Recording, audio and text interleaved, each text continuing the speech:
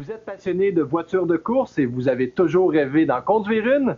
Il est certain qu'une Ferrari serait assez difficile à insérer dans le budget annuel de la majorité des Canadiens. Mais que diriez-vous d'en conduire une à distance? Je parle ici bien sûr d'une voiture téléguidée, une voiture qui peut atteindre plus de 150 km à l'heure. À la veille de la nouvelle saison 2006 de Formule 1, Normand Latour nous fait découvrir des mordus qui partagent une passion commune, la course de voitures téléguidées. Je suis administrateur de réseau pour le gouvernement. Moi, je suis militaire. Je suis vitrier. Une gang de gars qui ont découvert cette passion-là, qu'on s'est unis ensemble, puis aujourd'hui, ça donne qu'on a réussi à avoir un endroit permanent pour se divertir. C'est une des plus belles pistes au Canada. En tout cas, l'Amérique du Nord, je ne peux pas dire, je ne les ai pas toutes vues, mais c'est une des pistes, des beaux endroits pour courir ici au Canada. Quand on voit l'écran d'ordinateur ici, Daniel, on se rend compte que c'est vraiment sérieux ce que vous faites là. Oui, c'est un système avec un chronomètre contrôlé par ordinateur.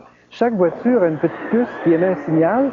Quand on passe au-dessus de l'antenne qui est sous le tapis, l'ordinateur prend le signal et calcule la vitesse la plus rapide, le temps de chaque voiture.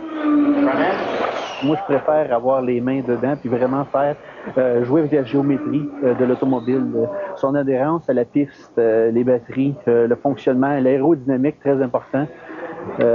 Encore là, dépendant du modèle d'automobile qu'on course. On vient ici, c'est un format qui est organisé et puis on garde des points insérés et puis ça nous permet vraiment d'avoir une certaine compétition. Et puis, c'est pas autant, c'est autant, je dirais, de travailler ses autos que de la course même. Moi, j'ai passé quelques heures facilement hier juste à me préparer mon auto pour la course d'aujourd'hui. Prêt à partir. En fait, c'est une combinaison de toutes les choses que j'aime, la mécanique, l'électricité. Il y a aussi le hobby, le côté artistique, puis la compétition. C'est un beau hobby, je pense, pour père et fils. Puis on aime bien ça.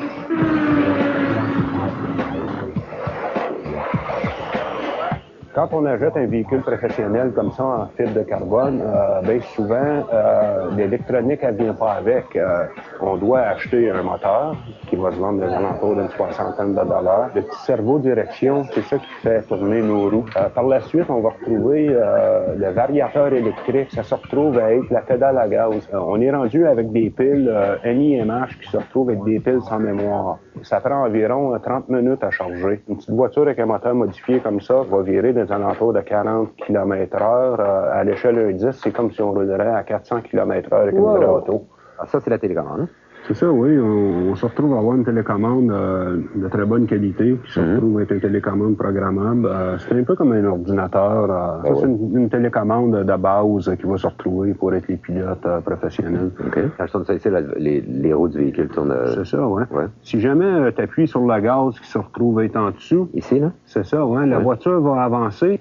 C'est facile à conduire. Il s'agit d'y aller tranquillement au commencement. Par la suite, quand on se sent en confiance, on... Wow!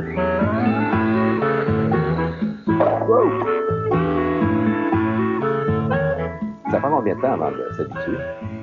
Ça dépend de toi. Si... Et d'après ce que tu vois, il faut te voir.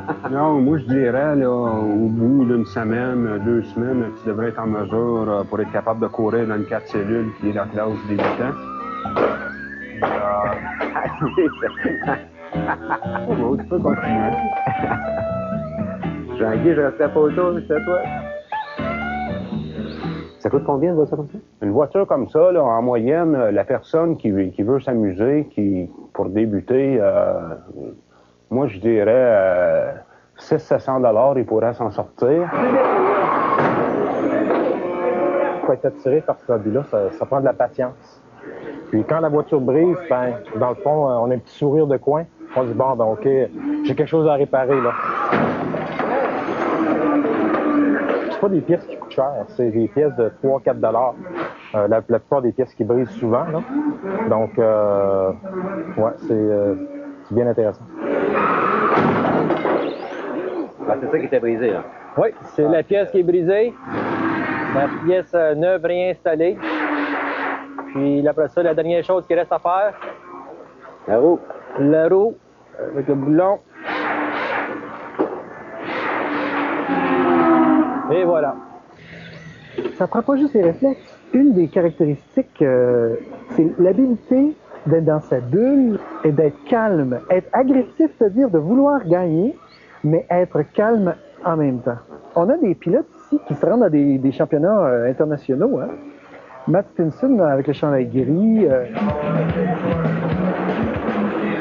Il y a de tout dans ce hobby-là. Il y a le côté mécanique, il y a le côté électronique, il y a un côté adrénaline quand on court, on est stimulé.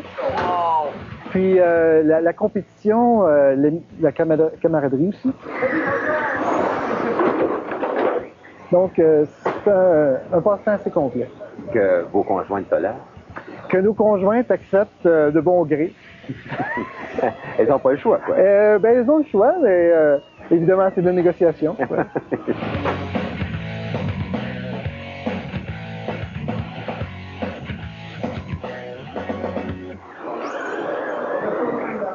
Il y a des pistes de course et des activités dans près d'une centaine de villes au pays, l'hiver ou l'été, avec des véhicules téléguidés tout-terrain. Pour en savoir plus, visitez le site internet www.rcottawa.com. Bien des camionneurs parcourent de longues distances, souvent sans trop